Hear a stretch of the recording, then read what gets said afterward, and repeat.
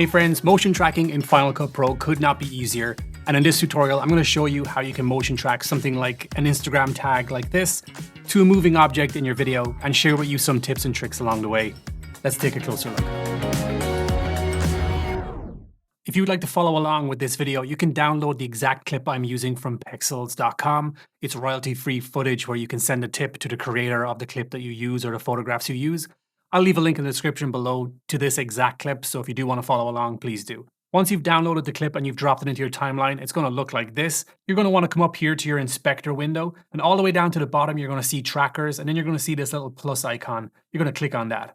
And that's going to bring up this grid that we can move around our screen. We can mold this to fit the area that we want to track. I'm going to change the shape of this tracker to fit roughly the size of his white shirt, because that's what we're going to track in this tutorial. So once you're happy with the size of the tracker, you're going to come up here to the Analyze button in the top left, and you're going to click on Analyze.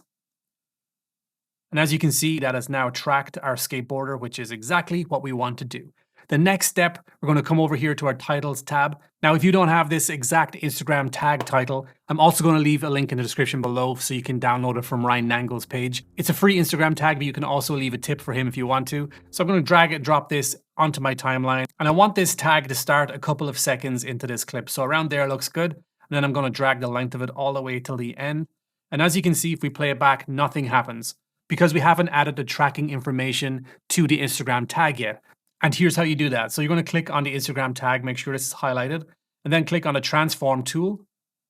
And all the way up here, you're going to see transform and tracker. You're going to click this down arrow, and then we're going to select object track. And what that's done is essentially added the tracking information from our tracker to the Instagram tag title. So what we're going to do is drag this on top of the area that we wanted to follow. And I wanted to follow on his shirt like this. And something like that's good. And then I'm going to click on done. Now let's have a look at our video. Perfect. So that looks really good to me, but there are a couple of things I like to add to a clip like this to make it a little bit better. So what I'm going to do is come over here to my effects tab and scroll all the way down to blur. Then I'm going to select this Gaussian blur and drop it on top of the Instagram tag. And as you can see, it's blurred out and that looks terrible. That's not what we want. So we want to go to the end of the tag roughly before the animation happens.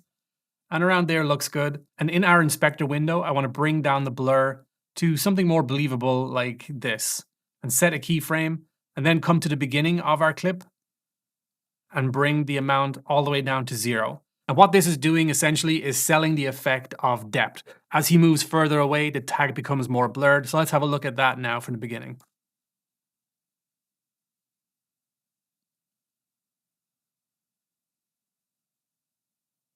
It's a little adjustment, but it goes a long way in selling the effect. And there's also one more thing I'd like to do to a clip like this.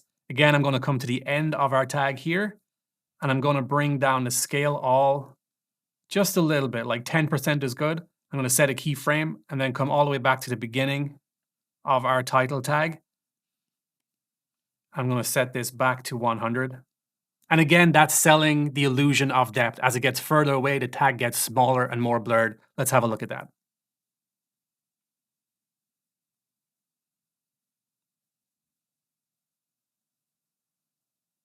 That looks pretty good to me, so I hope you guys found this little tutorial helpful. If you did, give it a thumbs up, subscribe if you're not already, and I'll see you in another video real soon. Bye.